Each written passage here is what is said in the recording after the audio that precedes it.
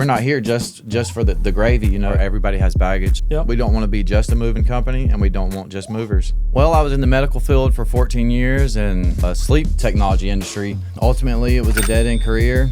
It didn't matter if I was a good employee, a great employee, a bad employee, whether I worked in research, in the office. It was a career that fizzled out. When a door opened and I had the opportunity to exit the field, I took my very first opportunity, and it's been history ever since.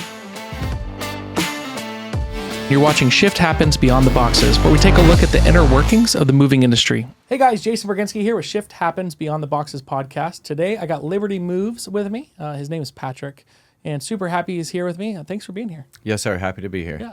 So Patrick, I've known for a little bit. He actually came to our Legends retreat last year, and obviously that's not the whole thing that we're going to talk about today. Mainly we want to talk about his business and how he's grown it, and he's been in the business for several years, and kind of how he got here. So I guess that'll be the first question, is what got you into the moving business that I think most of us all love, but it's definitely a different industry. It's hard industry at times. Absolutely. And so what got you in it? Well, I was in the medical field for 14 years, and I tried to go and excel and climb the rungs of the ladder in the medical field in the sleep technology industry. And it just didn't happen for me. Ultimately, it was a dead-end career. It didn't matter if I was a good employee, a great employee, a bad employee, Sure. whether I worked in research, in the office. It was a career that fizzled out. So when a door opened and I had the opportunity to exit the field, I took my very first opportunity and started a franchise with Liberty Moves, and it's been history ever since. Is it a little more exciting working now? I mean, with the It's a lot more sleep exciting. technician, a lot of the time you're watching people sleep.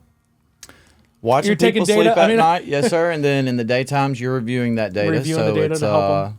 about 800 pages for each Oh my overnight gosh. sleep study to look through. And So it's neat because you got to help people, but yes, sir. it's Made you feel good at the end of the day, helping Yep. people rest better. You know, it's going to change their life, their diet, their nutrition, Yep. the energy, pretty much their comorbidities, et cetera, Yep. et cetera.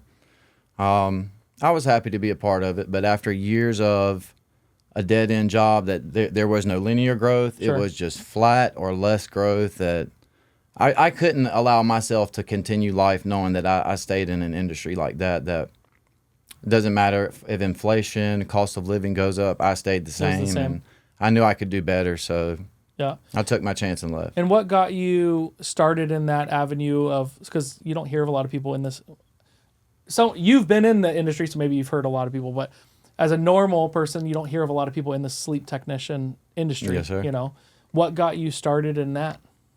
Well, I was in school to be a registered nurse. My mother was a registered nurse. I admire her. I wanted to do the same. That's cool. So I was a young adult going through this, and it was a struggle for me. And I was unable to maintain the grade averages I needed. And my girlfriend at the time was at the tech school, and her medical terminology teacher just had started the sleep technology program. Gotcha. So she told me about that. The majority of my classes I had already taken, qualified, or transferred over.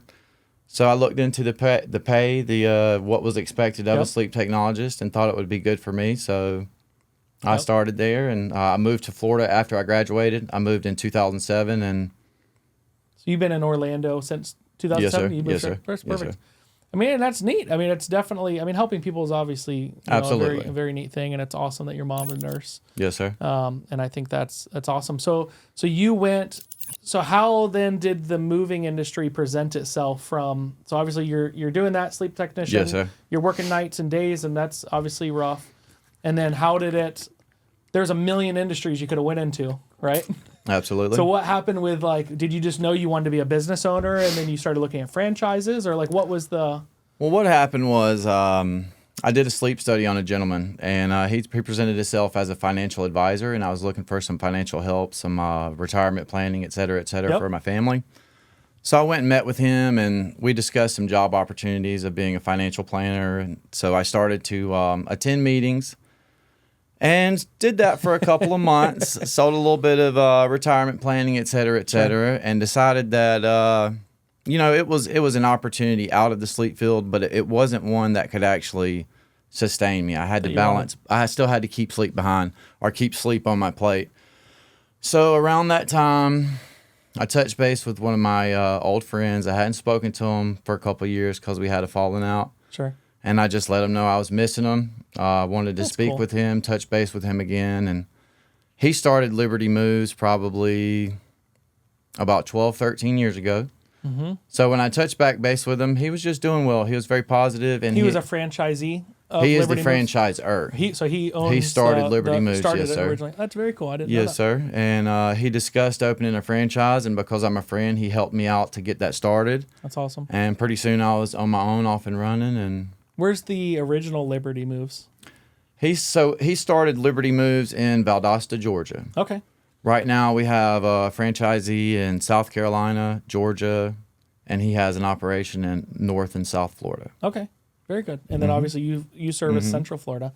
So I mean Yes, sir. that's really neat. And so how long you been? 5 years, I think you said. We're on our 5th year now. So that's awesome. And so that was right during or right before COVID, I guess. It was during. So when I was still in sleep, COVID was still out because we were practicing COVID restrictions. And Were you face doing masks. both in the very beginning? So were you still staying a sleep technician and then doing? My very first move was after I worked 3 overnight shifts. I worked 3 nights a week. I worked 12-hour shifts. My Yep. very first move was 10 o'clock in the morning after my third night Yep. of working nights. I did that.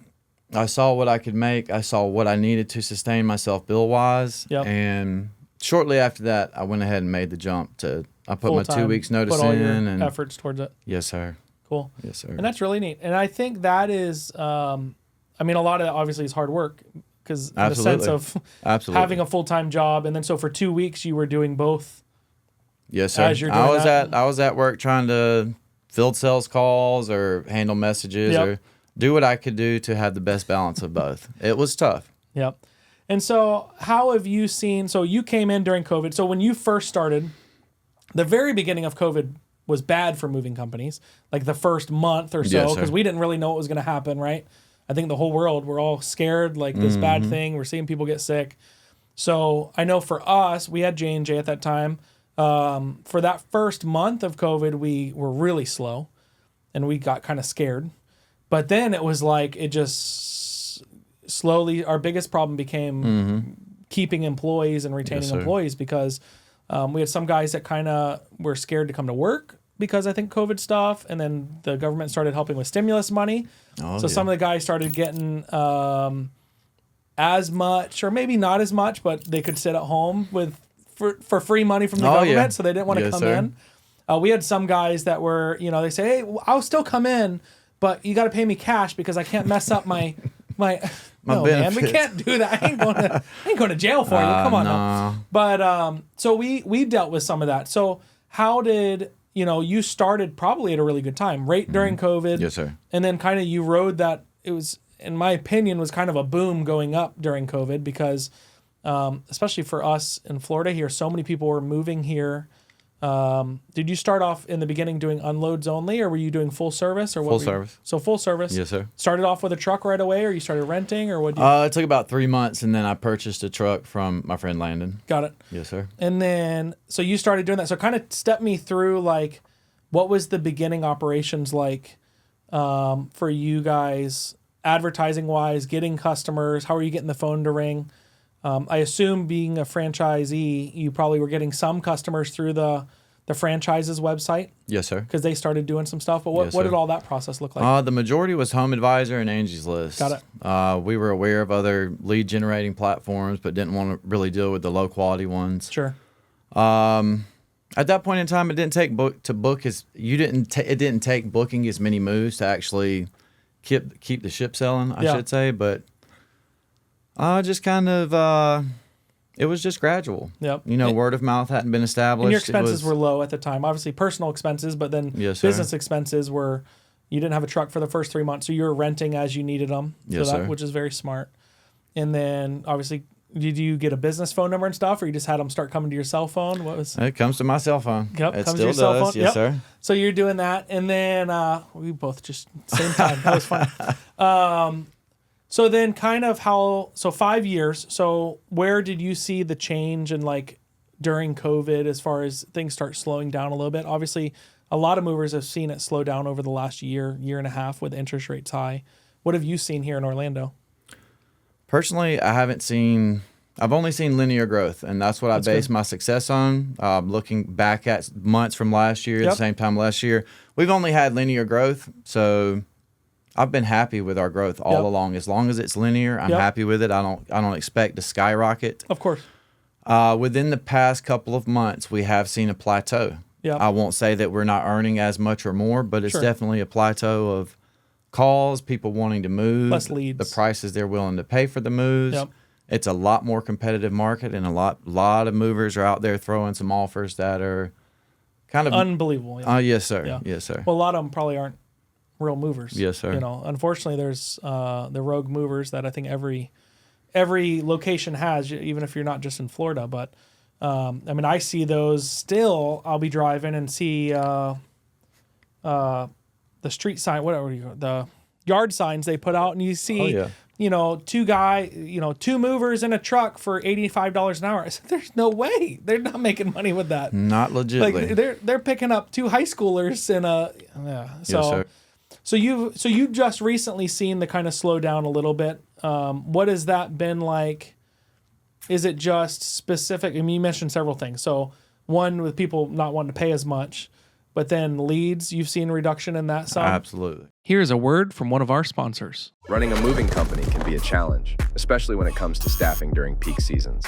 That's where Lion's Den booking service comes in. We understand the unique needs of moving companies and offer a solution that makes staffing easy and efficient. With Lion's Den, you gain access to a network of reliable professionals ready to assist you at a moment's notice. Our pay-per-minute model allows for flexible scheduling, so you only pay for the time you use. Let us do the hunting, booking, selling for you. And with dedicated support from our team, help is always just a click away. Sign up now and enjoy this exclusive offer to streamline your operations and maximize your profitability. Join Lion's Den booking service today and revolutionize the way you manage your moving business. So what are some of the other ways now that you're getting customers? Obviously referral and repeat. We do mailers, on the ground marketing. We do just started with SEO. When you say on the ground marketing, what? Just going into actual businesses. My wife does that. She's great with it. I assume people like to talk to pretty females better than burly males or whoever may be representing the moving company. So she goes into like leasing agencies, assisted living, realtors office. Building relationships. Absolutely. Yep. Outside of that, we get on Yelp every once in a while, movers.com. Yep. For the most part, we're really focused on Google and organic leads. That's our number one bread and butter. That's what we go for. Are you doing Google guaranteed? Have you tried that? No, sir, I have, but it just wasn't at the time wasn't something that was making money with so many movers in the area. Some people swear by it, and some people I don't necessarily have an opinion on it. Yes, sir. Now, but so you're doing Angie's List and Home Advisor. How are those leads? You feel I keep Home Advisor off the vast majority of the time. Yeah.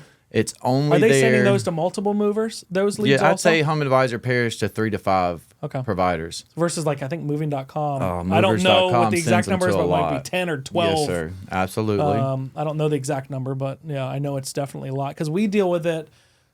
In our call center for Lion's Den, a lot of those moving companies buy leads and do that stuff. Yes, sir. And the only way we see success with like moving.com or Equate Media's one or movingcompanyreviews.com, anyway, there's a bunch, is like we've got, which we do a really good job of, but we've got to call them like within the first minute maximum that they come in. Because if you call them 5 minutes later, they've already been called by 8 moving companies. Like it's crazy. And if you're the 8th moving company, your conversation with that customer is a lot different than the first moving company. Because by the 8th mover, they're yelling at you for calling. Sir. Why are you calling? Don't call me. I don't want to hear about it. Because those people, it may be in the fine print, I don't know, but I would bet 99.9% of the people that fill out a moving.com lead request are not expecting 15 movers to call them in some of them don't even expect to get any calls. Yeah, they some of them expect are to get like, prices. I was going to look for an apartment or I was looking for a rental truck. That's and right. It's like, yes, sir. Yes, they technically maybe are a lead because they're going to be moving, but they're not really asking for a quote from a professional mover. Yes, sir. So what, have you had to make any changes yet since you've seen it slow down over the last couple months, or you're just hustling a little more, or what kind of are you doing there?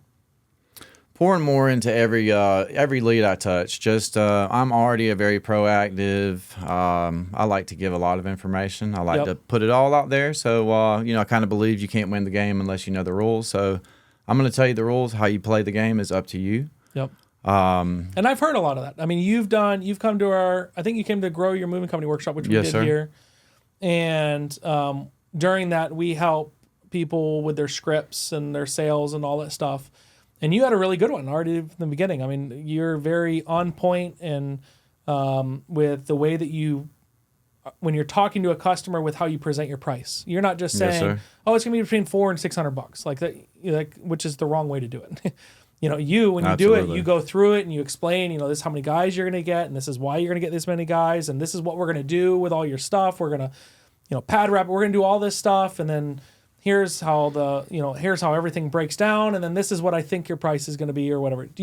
Which leads me to a point. You do mostly hourly, or you do flat rate, or I pitch mostly hourly. If it's a larger job, or if we're going a little distance, we're going to do a flat rate. Yep. So that's good, and which you do a very good job at that. And then I'm sure you do surveys. You go out to people's locations and you do that. So what do you think over the next? Which it's awesome. You've only felt it for the last couple months. A lot of movers have been feeling it for a while. Yes, sir. A lot of it may be just that you've been hustling so much and growing the company. You're very active as an owner in the company. Absolutely. So you've built a lot of good relationships, which obviously is helping you getting referral and repeat customers, versus a lot of our customers that are feeling it a lot sooner maybe, are where the owners are definitely working in the company, but they're not doing the sales. They're not building the relationships, so they're not as maybe firm. You know what I mean? Yes, with the customer. Absolutely. So what do you think is going to happen in the future? Well, what do you think the next year is for the moving industry, with the way interest rates are? And we've dropped down some, but it's still, they're still higher than they were during COVID, obviously. I expect to see a couple more companies closing down. Yep. The ones that rode the high wave over the past couple of years will probably be closing down pretty soon. Yep. It's I definitely felt it from purchasing an asset last year with a new truck and then the insurance to cover it. It's made things a lot harder, and I know if I had purchased more assets with expected more growth, that I'd be in a place where I would probably be considering something of the similar along the same lines of these other companies that are shutting down. But it's just about buckling down and. I mean, it's about the hustles. One, two is, obviously you're able to cut some expenses in some areas without affecting the company. And we talked a little bit about this before, but, that was the big thing for us that really saved our moving company during 2008, is because we didn't have hardly any debt. And I saw, at that time, and I was, pretty young, I was in my 20s, but saw half of our competitors go out of business. And it's crazy to think that, there's a lot of movers in Orlando. There really is. Absolutely. In Florida, there's tons of movers. Legit and not legit. There's tons.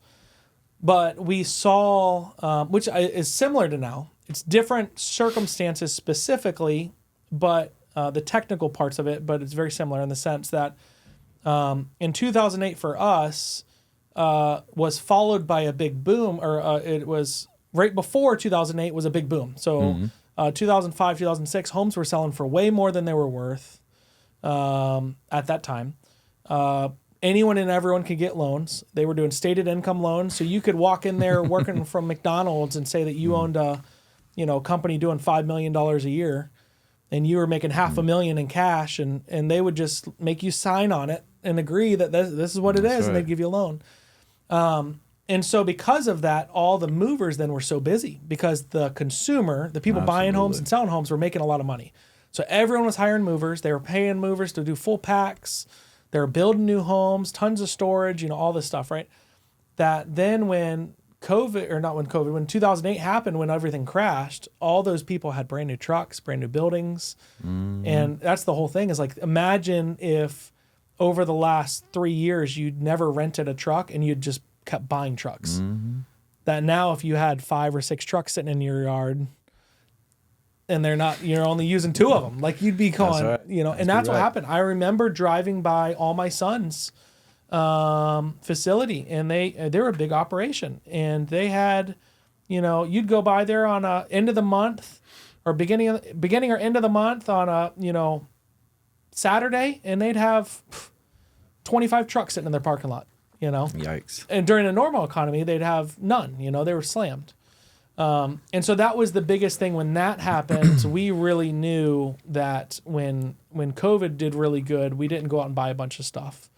And then we saw the same thing happen. And I'm seeing it with, even some of our customers where they've gone out and they were newer in the industry and they went out and bought a bunch of stuff during COVID when it was good. We were all getting that free money. We got PPP money.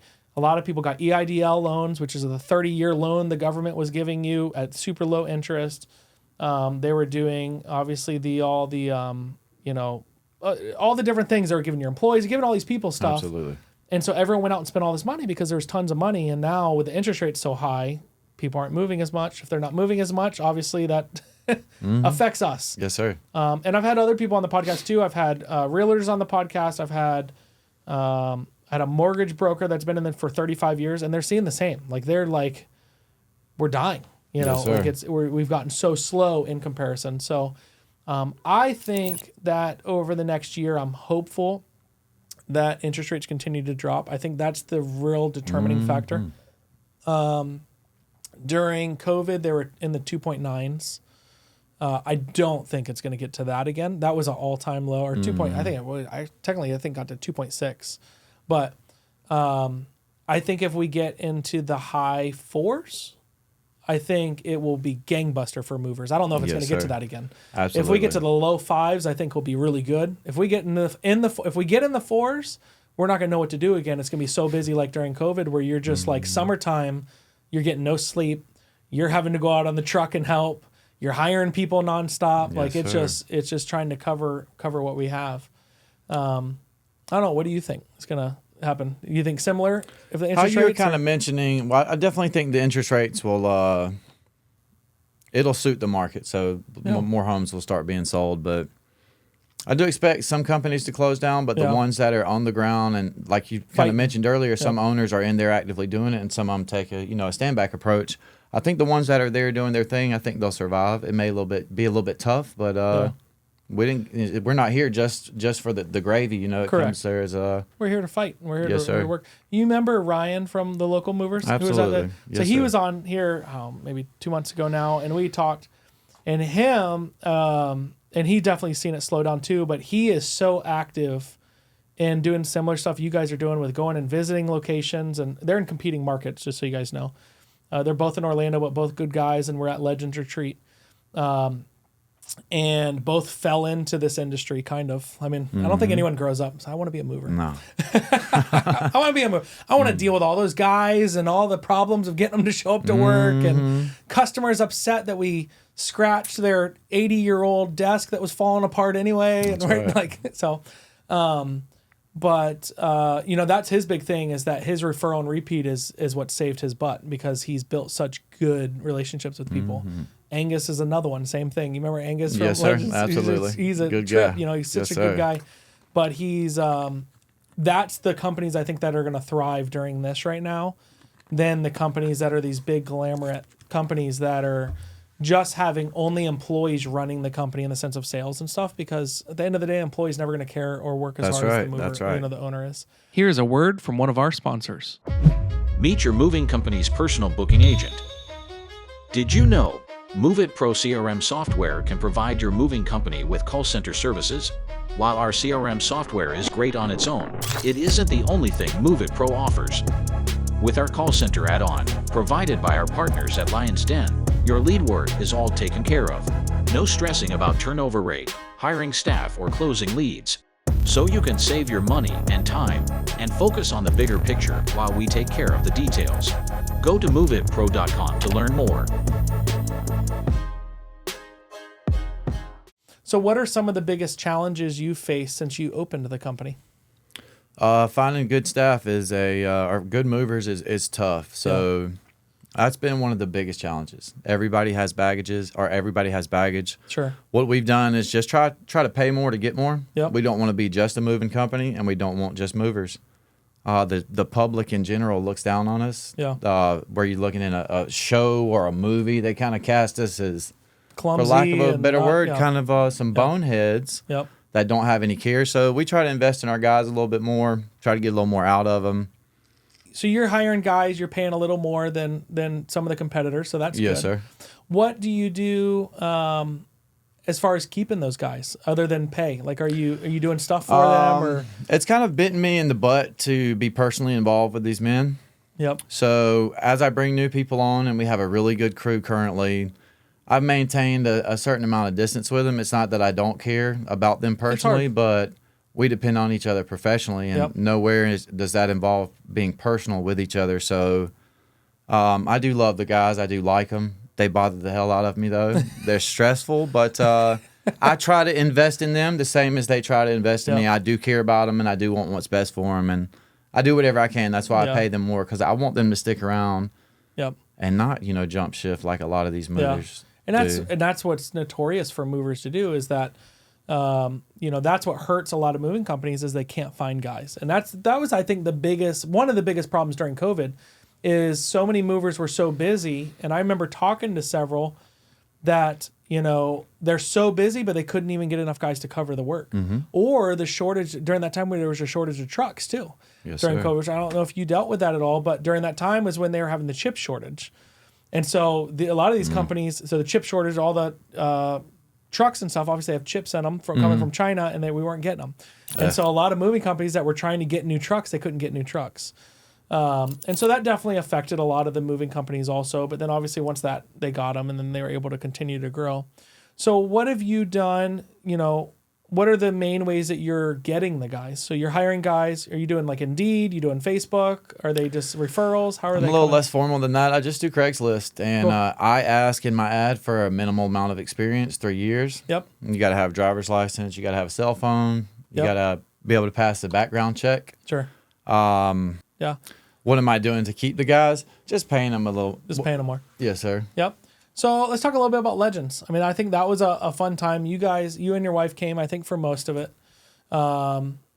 You had come to our Grow Your Moving Company workshop, like I mentioned before that, which was just a couple days in the office and around a conference room. This one was for Legends. For those of you watching, I think we had 40 people or so there. Big home, like almost 30,000 square feet. It's a neat home. Yes, it was. You'd like to move that home, wouldn't you? That'd be a good bill, wouldn't it? I don't even know. What do you think that house would cost if you were moving it just to another similar size house? About 25 to 30,000. Easily, yeah. Yes, sir. It's unbelievable how big that house was. It's just, and it's a neat home. Like It was. The movie theater, the all this stuff.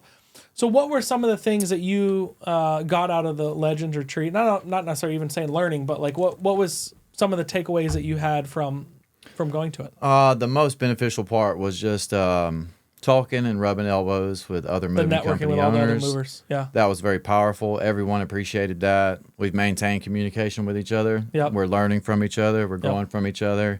That's what Ryan said. There's a WhatsApp or something, or there's a group. Yes, sir, a little group. That's awesome. I've also joined some other groups, but the knowledge that y'all present, the way y'all present it, the staff here at MoveitPro is top notch. Everyone's helpful. It doesn't even have to do with business. They're just in general helpful. That's awesome. It was just, it was a pleasure. Everyone's a pleasure. Everyone's nice. Everyone wants to talk. Yep.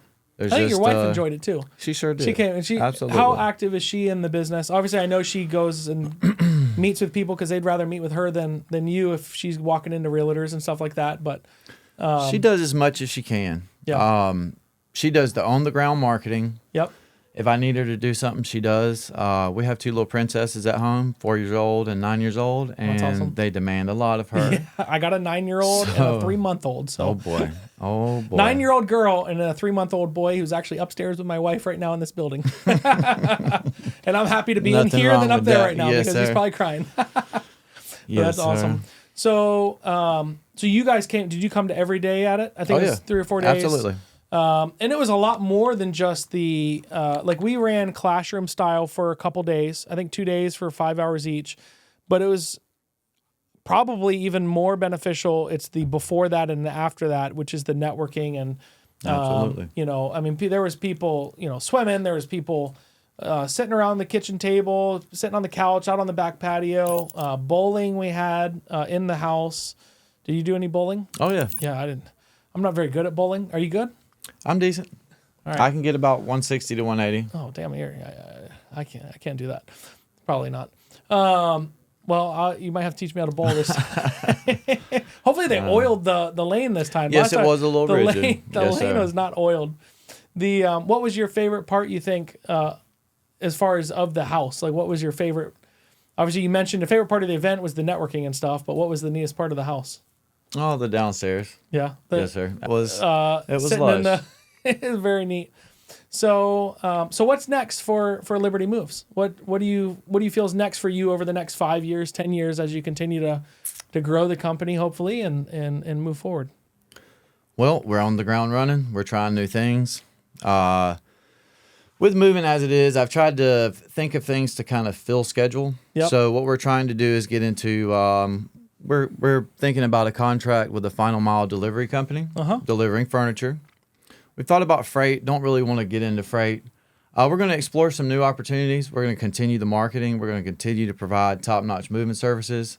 We're going to grow from that because people are going to talk. Yep. We'll keep focusing on our rankings, reviews, how we conduct ourselves, present ourselves. I expect us to continue growing. Yeah. It's still linear. You know, it may look like this right now, but when you sit back, when you look it's at all it's going to still look going like good. that from afar. For the final move stuff, so is that like you do receiving? If it's someone's getting a bunch of stuff delivered to their house, or what? So say in this instance, it's a real prominent furniture and home goods company. Okay. They have a warehouse in Lakeland. Yep. You go there in the morning, you flat load your truck with their furniture. Ryan, you're not allowed to listen to this if you're watching this. Sorry. You flat load the furniture and you go deliver it. 10 to 12 deliveries a day. It's nothing I want to get in. It's nothing close to what the moving industry can provide. Or, I didn't get into this, but it's an opportunity to fill it calendars. could keep 1 or 2 trucks busy Absolutely. every day and the crew to help. And more importantly, how do we keep good men? Because we give them work. And Yep. And that was biggest really thing. with them in mind. Let them have something stable, something that if we do have an opening, they know I still got work and they can live. And we used to do different stuff like that. We used to get, there was a Spanish newspaper that was printed in Tampa, and every Wednesday, no, it was every day. Every day we would have to send a truck to Tampa, pick it up, and bring it to Orlando. Wow. And then at our warehouse, it would just be one box truck full of newspapers. And then at our warehouse, we'd unload them, and then the people that deliver the newspapers would come to our shop and pick up their, what they got to go deliver. And again, completely out of what we normally do. We're as a household goods mover. We did a little bit of freight stuff, like if people need it delivered to our warehouse, and we could go deliver it out, like medical equipment, stuff like that. But this was completely different, but it was routine, something we could keep the guys busy with, and it was year round, which was nice. Like wintertime's usually a little slower. And most movers, traditionally, you get, whatever it is, 20 to 40% slower in the winter. So anything you can do to help offset that so you keep your good guys. Because typically, us as movers, at the end of summer, we have really good crews. Our crews are strong. We got really good guys. We're keeping them busy. And then winter happens. And then we're having to decide which ones we give the work to. And you end up losing still some really good guys. And that sucks. And we would, to offset that, which would hurt us some, but we would end up sending 3 drivers on one job if it was a 3-man crew. But because we're trying to keep our drivers, we got to keep our drivers. If we don't have drivers, we're not going to move them. We're not going to be able to move trucks. So we would end up paying higher salaries to guys because we could send a driver and 2 helpers, which the helpers are a lot less expensive, but we'd send 3. I'm on the ground learning pretty much. It's been a learning experience all along. But I think that's how most of the movers have gotten in it. I mean, Ryan, that's how he got in it. That's how Angus got in it. That's how, most of the people even you met at Legends, they might have done it 10 years ago, started it and learned. But, it's not like you go to school for a sleep technician. You can't go to school to be a mover. So I think that's a big part. So if someone wants to get a hold of you, if they're, someone that's in Orlando and needs a move, needs an estimate, how do they get a hold of you? What's your guys' website and what's the phone number? LibertyMoves.com. Phone number is 407-729-9108. Perfect. And that would come straight to me. Awesome. I think that's it. Well, thank you guys so much for tuning in, and we'll catch you next time. Thanks for tuning into our podcast. If you haven't already, hit the subscribe button and get notified each time a new one comes out. We'll see you next time.